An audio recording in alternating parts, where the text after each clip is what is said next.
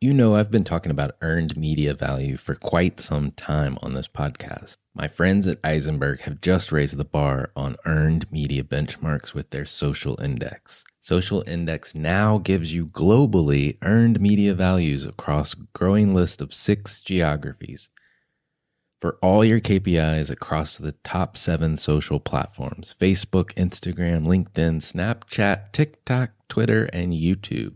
You can now visualize these values for deeper analysis, and they have a look back window over 2 years of historical comparisons. Social Index is updated daily. Don't get stuck with old data. Over 1,000 companies have used the Social Index to understand the ROI of their social campaigns. And if you work with a social agency, you should demand they incorporate earned media values into your reports. Get your earned media value for social content. Visit earnedmediavalues.com. Again, that's earnedmediavalues.com. Hey, listeners, do you like wine? Do you like investments? Discover wine investing with VinoVest, a platform allowing investors to own 100% of their portfolio and easily buy, sell, or drink from their collection of fine wines. Once you fund your account, VinoVest helps build your portfolio with their master sommeliers using proprietary algorithms. And just for listening to our show, you'll get 2 months of fee-free investing. You'll have to go to zen.ai/marketing today with Alan Hart. Again, that's zen.ai/marketing today with Alan Hart. For all of us, it's about predicting where the consumer is going and getting half of it right. One of the things we want to do is create ads that don't suck. Embracing change creates great possibility. I'm Alan Hart, and this is Marketing Today. Today on the show, I've got Smita Wadhawan. Smita is the CMO at Simple Practice. Simple Practice provides technology to private practice therapists and other practitioners. They've been around for 10 years, serve over 100,000 practitioners, and 44 million clients. On today's show, we talk about her journey from India to the US, her career that spans various firms like PayPal, eBay, Intuit, Visa, GoDaddy, where we first met, and also now Simple Practice. We also talk about her view of marketing, from product marketing to go-to-market marketing strategy and planning, and much more. So I hope you enjoy this conversation with my friend, Smita Wadhawan. Smita, welcome to the show. Thank you.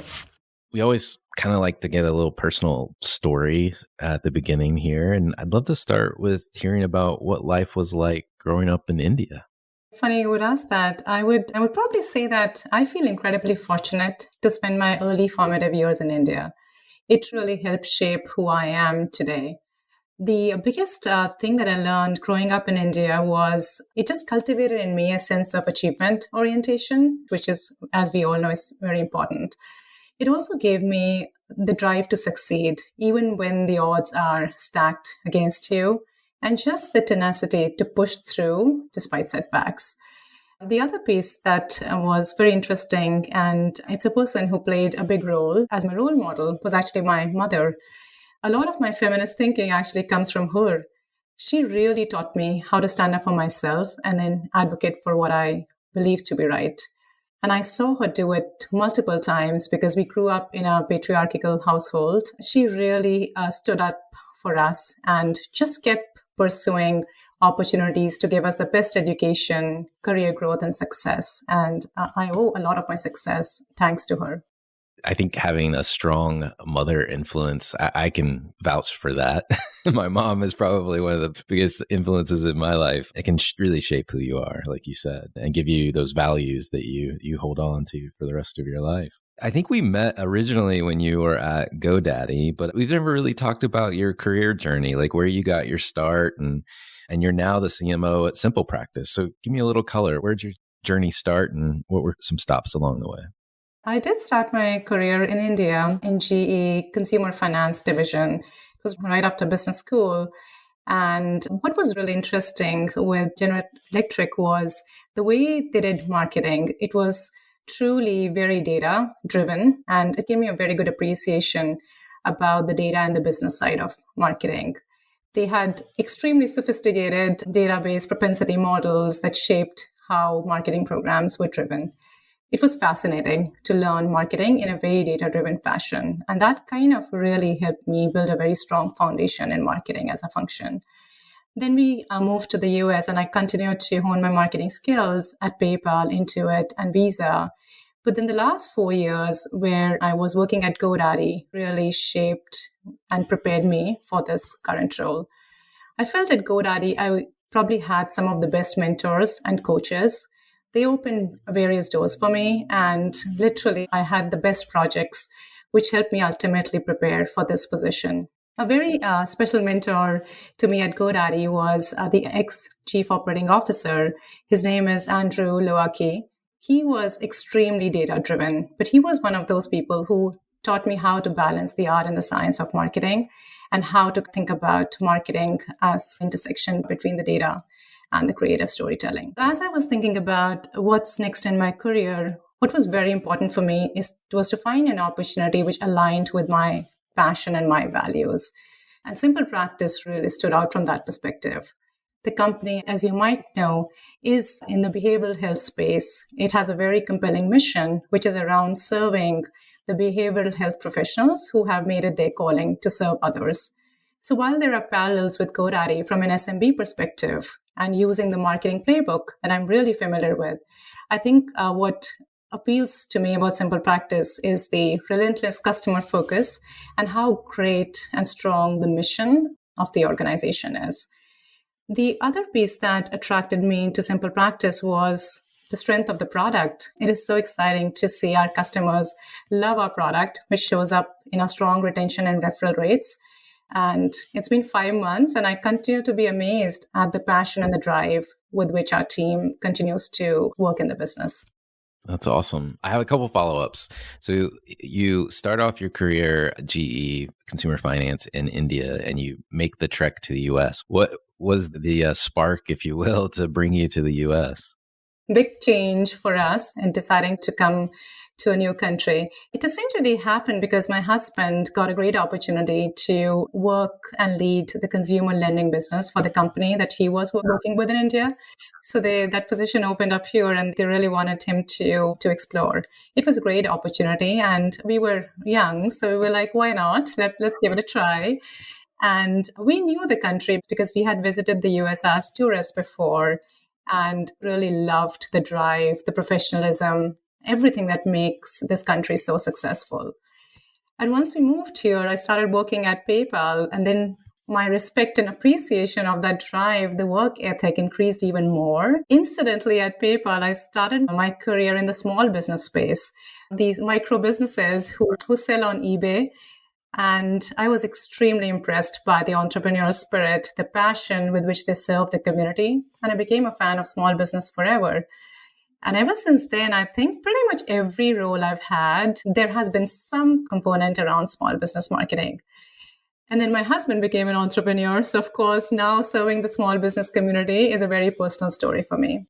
That's so funny. It's come full circle in your household, no less. Let's talk a little bit more about Simple Practice. You talked about a focus on behavioral health and or at least got its start in behavioral health and professionals and serving that kind of SMB community, if you will. But how do you describe what the company does and for who? Because I think you've got both a B2B and a B2C component, if I'm looking at things correctly. So the company did start about 10 years ago to serve professionals in the mental health space. The founder was studying to become a therapist himself, and he really saw the pain points around the therapist experience with software and tools and the lack of an all-in-one practice management software that would make their life simple. So he came up with this idea around the company and the product. And it's been 10 years. The company, more than 100,000 practitioners who use the platform, 44 million plus clients have been served using the platform. That's massive impact in the mental health space. But since then, what we are also seeing, because the product is so strong and the referral in the community is so strong, a lot of verticals which are outside of the behavioral health space, like occupational therapist, speech language pathologist, nutritionist, dietitians, they are also organically coming and signing up for our product. And then in the summer, when we launched our consumer side of the business under Monarch, which allows you to book a therapist based on criteria that you specify, really made it therapy seeking very accessible to consumers. So I think the journey ahead of us is now super exciting, where as a company, we continue to expand what we offer to our core consumers, while at the same time expand into new areas from an SMB perspective and making therapy easy accessible to the consumers. Yeah, that's amazing. And what a unique audience to both on the practitioner side or provider side, very specific needs, but a lot of folks are probably, to your point, independents or in very small practice groups. And that's such a unique challenge, especially with how complicated the healthcare landscape is, especially regulations and all that good stuff. So having a good technology partner on your side makes a ton of sense. I want to transition a little bit and get away from business as it relates to what you do day to day and talk about you as a business professional. You're an immigrant. You came to this country we just talked about and why you came to the US. But what was your first impression of the country when you got here? As I mentioned, I was extremely impressed, right? Like I would say the things that stood out for me was the work ethic, the determination, the success. And growing up in India, it's fascinating. It's very easy for people who have lived here and who were born here to take a lot of things for granted that the country has to offer. But growing up in India, I think we really had a very strong appreciation and respect for what the US had achieved in terms of economic growth. And when I came here, I was like, now I know, right, why the country is so successful. It's because it's really made up of very hardworking professionals and small businesses and everyone around who really have the drive and the tenacity to succeed. So that's something that I continue to be very impressed with. And I feel like every single day, the more I work with the small business community, the more I interact with professionals, whether they come from behavioral health or any other vertical, the drive, the passion, the will to serve is something that really stands out. I can only imagine because I didn't live your experience. And I can totally get my daughter, who's 14, grew up in this country, obviously. She definitely takes for granted many things that are available to her here, as I'm sure you can appreciate as a mother of kids as well. But a different experience growing up and being born in a different place and looking at the US as this economic growth engine. I now look at India and China as economic growth engines as well and wonder what I'm missing out not being in those geographies myself. But as a woman of color and an immigrant to the US, like what does it mean to be successful here? You've obviously prospered having grown up in another place. I would certainly say that the drivers of success are probably different for everyone. For me personally, there were two things that were very critical. One, I would say, is it was really embracing and owning my authentic self. And to our discussion earlier, being an immigrant, initially, I would say it was hard. But then once I embraced and owned my authentic self, I think I really started to hit my stride. The other piece, I would say, is embracing a growth mindset. As things changed, and change, as we know, is the only constant. The fact that I was able to adopt a really learn, grow, thrive with change and changing conditions by exhibiting a growth mindset really helped me. I recall that in my earlier years, I would just sit in meetings silently, the best ideas bouncing around in my head, but absolutely no courage to speak up. And when I did speak up, there was a male voice who would probably say the same thing, but louder and more emphatically and get all the credit. So somewhere during that period, I distinctly remember one of my managers at PayPal when he told me, we were in a meeting, we stepped out, and he looked at me and he said, I would love to see you find your voice. I think that was really the turning point for me. The other one, which is extremely interesting was because I was trying to succeed in a revenue generating function that made things especially hard. And I did have my fair share of naysayers, but I would say that also on the flip side, I probably had the best mentors, coaches, sponsors who have lifted me even when I fell, and they have believed in me when I had doubts about my own capability. The thing that I learned from the mentoring and the coaching is also how important it is to lead from an area of strength and amplifying your strength. We all have weaknesses, and it's very easy to dwell on those weaknesses. But at the same time, if we can just focus on our strength and learn to amplify those, we all have a lot of things to offer.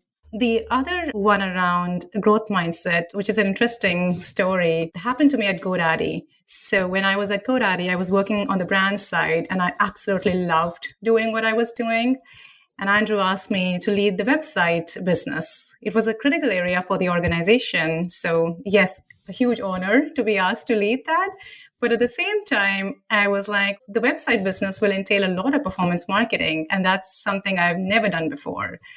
And his answer was, just embrace it and we'll do it together. He was constantly coaching me as I learned and as I grew in performance marketing. I, of course, exhibited a growth mindset, and I learned and read everything I could find about performance marketing when I was running the website business. But I would certainly say that exhibiting the growth mindset, having great coaches, and running the website business was probably the best decision I took in my career, because it not only set me up as a strong leader at GoDaddy, it's coming in really handy now as I'm running marketing for Simple Practice. That makes perfect sense, and great advice for anyone out there trying to make a career, or whether they're coming from a background like yours or just in general. That was really good advice. You got your start in product marketing. As a marketer, like, how do you think about the job of product marketing and its importance?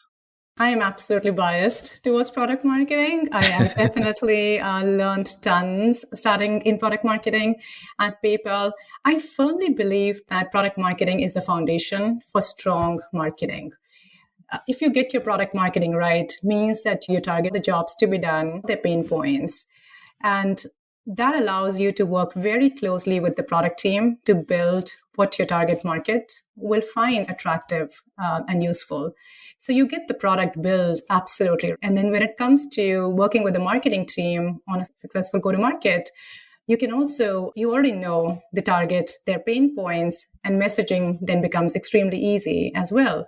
So to me, product marketing is that foundational function that I would think that marketing teams should be thinking more about investing in. And when we skip that function, we know we all get towards the tail end where we are writing fancy briefs and then saying, okay, we have built something. Who is it for? How should we market it? What is our messaging and a marketing strategy? But if we do product marketing, all that automatically falls into place. A quick message from our sponsor. If you're a marketer or business owner, you already know TV advertising is a powerful channel for business growth. It's also a solution for businesses frustrated by digital marketing's rising cost. But the traditional process for launching TV campaigns is expensive, time-consuming, and complex. Marketing Architects believes brands deserve access to quality TV campaigns. That's why they flipped the traditional TV agency model on its head to create all-inclusive TV. With all-inclusive TV advertising, Marketing Architects invest their own money to produce, analyze, and optimize your TV campaign. All you pay for is media. This means you get top-tier solutions for every piece of your campaign, but without the dramatic price tag, setting you up for rapid growth at an extreme cost advantage. In fact, all-inclusive TV is so revolutionary, they wrote a book about it. If you're a marketer, business leader, or interested in the TV advertising industry, you'll want to grab a copy of All-Inclusive TV, How Booming Brands Are Reimagining TV Advertising. Read how other brands use TV to transform their businesses and how you can do the same. Go to marketingarchitects.com/book to get your free copy today. Again, that's marketingarchitects.com/book. Now back to the show. Yeah, and you get that all of those insights, target market, the jobs to be done, et cetera, up front before the product is finished, is what you're saying. That's right. That's right. And one thing that you might have heard from a bunch of other folks too is a lot of companies have been adopting Amazon's PR FAQ process. But essentially, what it does is that it forces marketing and product to write the customer story and customer benefit even before any line of code is written. So we've started using that even at Simple Practice. We use that at GoDaddy too. And I can see how the alignment between product and marketing using such an approach works to our advantage if we are aligned upfront before we start the product build process. So let's say you get the product marketing right. How do you think about then moving into the go-to-market strategy and plan? Now, if we get the product marketing right, so we know our target, the jobs to be done, we have a great messaging, then I think as a marketer, it's our job to, and I would say that it's relatively, not to say that it's going to be easy any which way, but it's relatively then easier to do the creative and the storytelling aspect of marketing. And because during the research process, we've gathered and understood our customer shopping journey, we can then layer in the media, be it paid media or our house channels, to actually intercept customers during the shopping process, which is a more organic way to have those conversations. The other piece, though, in terms of go-to-market, which I firmly believe in, it's not just a marketing exercise, right? A successful go-to-market involves many functions in the organization, whether it's customer success or a CX team that works closely delivering the end-to-end customer experience, or sales. Pretty much a lot of functions in the organization have to align and come together to deliver a successful go-to-market. And then it's an iterative process, right? Once you launch something, if it's a product or a feature, we still have to be listening for feedback, constantly iterating, learning from our launches, and iterating our campaigns to continue to optimize. So to me, it's a cycle that starts with great product marketing, understanding the TAM, the target, jobs to be done, and then continues to be an iterative cycle even after the launch concludes. And I love how you describe it's not just marketing. Go-to-market is not just marketing. It's all of these other functions. And in many organizations, the CMO or the marketing organization has to play a hub, if you will, of making sure connecting the folks and making sure everyone's educated, trained, knows what's coming, et cetera. How does it work where you are? It is a very similar approach. And to your point, the marketing go-to-market leader does sit in marketing organization in most of the cases, but their job is extremely cross-functional. So to your point, they're not just thinking about marketing strategy and how they will deliver on marketing goals, but also how they will bring the organization together in service of that higher go-to-market goal that we committed to as an organization. It's probably one of the most interdisciplinary roles in marketing, given how much it collaborates with other functions of the organization. And to your earlier point about growth mindset, it doesn't stop when you're launched either. I think you've said to me in the past, it's about the feedback loops as well, to make sure we don't mess it up or we improve for the next cycle. That's totally right. It feels like the launch is probably the beginning, right? The optimization. You've had a number of different leadership roles in very different organizations. How do you approach leadership? And do you subscribe to a specific style of some type? There's something that has stayed with me, and it's a tidbit from my days when I started my career in the US. So we were at the orientation when PayPal was a part of eBay, relatively small, 15 years ago. And the first day, one of the leaders said, each one of you is a leader. You are a leader because we have entrusted you to do your best work in service of our customers and in service of your team. That really stayed with me. Pretty much, like, it stayed with me forever because I still remember what he said 15 years ago. And the thing that I see a lot of people confuse a little bit about leadership, they think of leadership as a lofty title, right? A certain position in the organization totem pole, so to speak, which is not true. The truth indeed is we all know people who have big lofty titles, but we don't think they are the greatest leaders. And there are people who probably don't have those lofty titles, but are some of the best leaders we've worked with. So to me, leadership is more about a person's ability to think big picture, step back in service of the greater goal, and bring people and teams together in service of that greater goal. So these are the people who you would say are the ones who are not just thinking about their job. They are thinking over and above their job because they're always thinking about the big picture, the company and the customer first. And I see a lot of such leaders at Simple Practice. So from that perspective, I would say that I'm extremely fortunate to work at an organization where people really believe in that leadership philosophy, even if folks are early on in their careers. In terms of your other questions, do I have a style? I don't think so. I typically do work with my leadership team to set the vision for the marketing team and define our overall priorities. But then I do find myself stepping back as my leaders work with their teams to create the operating plan. I do tend to think in frameworks, and I'm a process thinker. So if I do have a framework or a process suggestion, I'll certainly share, because my goal would be, how can we create a scalable system, right? How can we grow and scale as a team as we think about whether it's operating plans or the way we go to market? Your notion about everyone can be a leader, and that story early on at eBay and PayPal, it makes me think. I was having a conversation with another person this week, and they described this notion of people, to your point, wanting just the next title, like the next rung on the ladder. And if I can just get to the next rung on the ladder, I'll be a leader or whatever it is. I'll have more control. And he described it. He started to talk about the ability to zigzag a bit in your career and broaden your horizons, something else you talked about just now, so that you have a broader perspective. Because I've seen those folks that just rocket ship up through the ranks and they largely become specialists, and I don't know what to do with them after a while, because you can only go so far as a specialist. But your background, I would describe your background as a GM background, revenue generation as a focus area. You got some early exposure to other areas like performance marketing you talked about. Does that resonate with you, like the rocket ship versus the zigzag approach?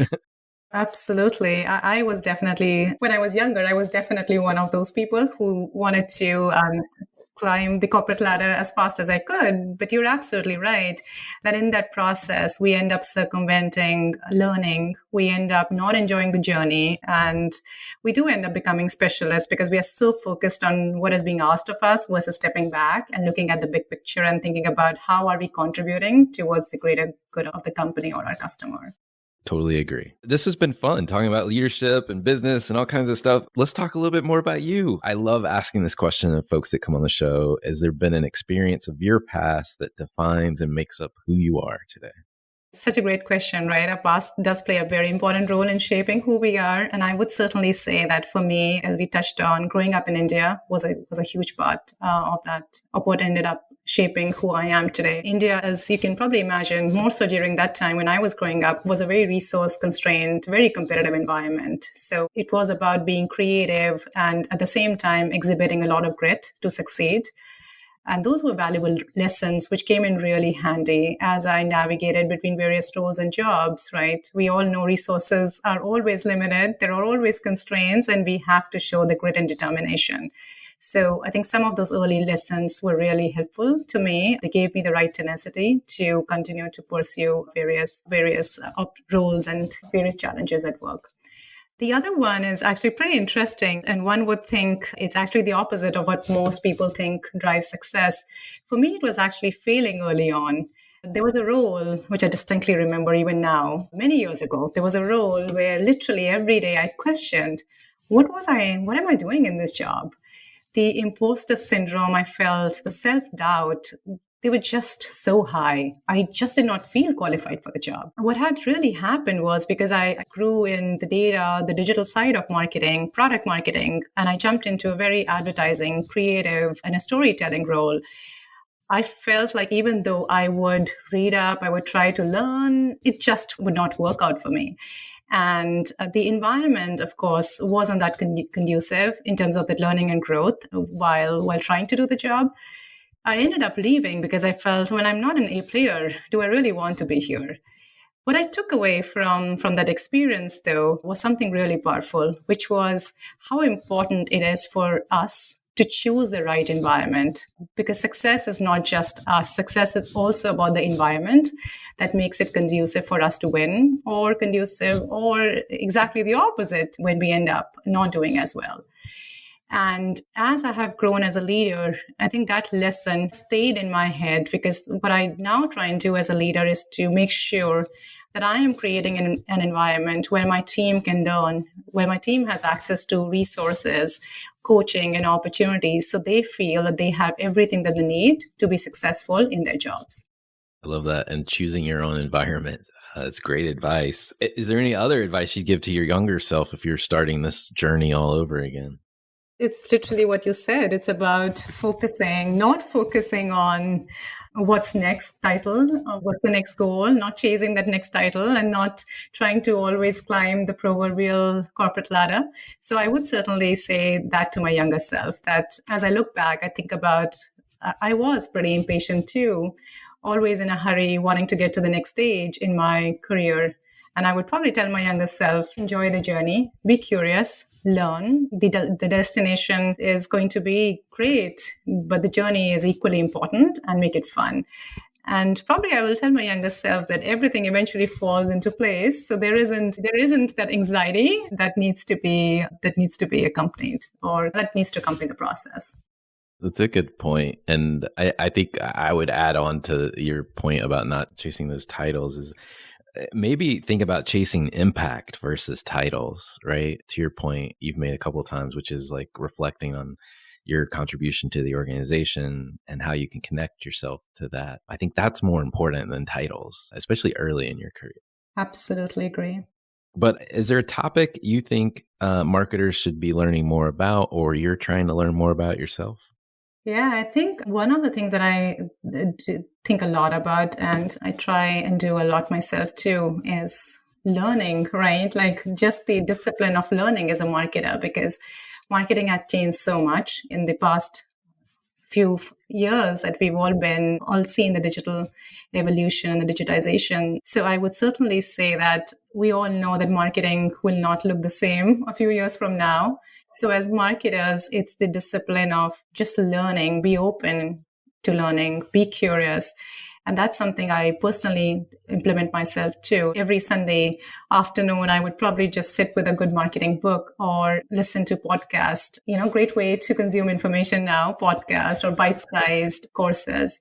The other piece that I certainly see a lot of marketers still struggle with is just data, right? A data mindset, analytics. We still rely a lot on gut, and we still rely a lot on our data and analytics team to not just do the analysis, but tell us the insight and the so what. That to me seems like it really hampers the decision making. It slows things down, and it creates a discipline where we are relying on other teams to be telling us what to do. So I would definitely encourage us as marketers to be more data oriented, investing the time to learn data and embrace the data first mindset. And then going hand in hand with data is an experimentation approach. I would certainly say that all credit to GoDaddy, where I truly learned the impact that could be made by cultivating an experimentation mindset. And that is one of the first things that I implemented when I joined Simple Practice, was to work with the team and create an experimentation roadmap so we could learn and grow in a very scientific way as marketers. I'm curious if there's like brands or companies or causes that you follow or you think other people should take notice of. I'm certainly biased, but I would say that one brand I would love for people to take notice of is our brand, Simple Practice. As we touched on, we've been in the mental health space for about 10 years now and positively impacted about 100,000 practitioners who are using our product to serve 44 million plus clients. So that's a massive impact in terms of influencing positively the end customer through our practitioners. The mission of the organization is very strong, which is reflected in how other verticals in the small business space kind of gravitate towards our product. So as we shift the marketing towards more B2C and towards more SMB marketing, I would definitely love for people to think of our brand. But other than, of course, my personal bias towards Simple Practice, two other brands that I'm extremely impressed and I look up to substantially when I think of marketing are Airbnb and Patagonia. And to me, these two brands, they come from a place of very strong mission and a very strong purpose. And that gets reflected not just in their marketing, but everything that they do, whether it's their product philosophy or the experiences that they design or how they treat their employees, the communications or how they jump in when something happens from a macroeconomic perspective. To me, that entire approach towards being a very mission-oriented brand and a very purpose-driven company is very impressive. So those two brands definitely stand out to me from that perspective. I would agree with those two. And from a asset base, your brand equity space, like they stand out from their competitive sets. They stand on their mission and their values, if you will, to do that. And it comes through in pretty much everything, like you said, everything that they do. Pretty interesting to watch both of them. And I will need to pay more attention to Simple Practice. I will be watching how things unfold for you. A last question for you is, what do you feel is the largest opportunity or threat facing marketers today? I feel that we touched on it a little bit as you and I were talking about the revenue generating part of marketing and how the marketing discipline has evolved over the years. One thing I have noticed is how interdisciplinary marketing function has become. A lot of CMOs, we talked about me owning a revenue number, and I see a lot of CMOs do that now, besides owning brand and comms. There are other CMOs who I also see owning customer experience, customer success, and a lot of technology teams, because MarTech is a huge part of the organization now. So definitely the role of CMO has evolved into either chief revenue officer or something more complex. The other piece which I find fascinating from a marketing perspective is how it was centered more around creative and storytelling, and now it continues to become more and more data-driven. A lot of marketers now have engineering and data background, which is extremely fascinating. The interesting bit there is, even though our function continues to need specialists, we still require and expect people to step back and think about big picture and end-to-end customer experiences. That is an interesting evolution. To me, it feels like an opportunity because it allows us as marketers to think about the overall business, drive the business, and have a seat at the table. The threat to me would be if we flip the coin the other side and we are unable to then keep up with the changing role of the function. I think in that perspective, it becomes a threat. But to me, it feels definitely an opportunity from us as a marketing community to be excited about. Hi, it's Alan again. Marketing Today was created and produced by me, with support from my team and podcast editors, sound engineers, and writers at Share Your Genius. Find them at shareyourgenius.com. If you're new to Marketing Today, please feel free to write us a review on iTunes or your favorite listening platform. Don't forget to subscribe on marketingtodaypodcast.com and tell your friends and colleagues about the show. I love to hear from listeners. You can contact me on marketingtodaypodcast.com. There, you will also find complete show notes, links to what was discussed in the episode today, and you can search our archives. I'm Alan Hart, and this is Marketing Today.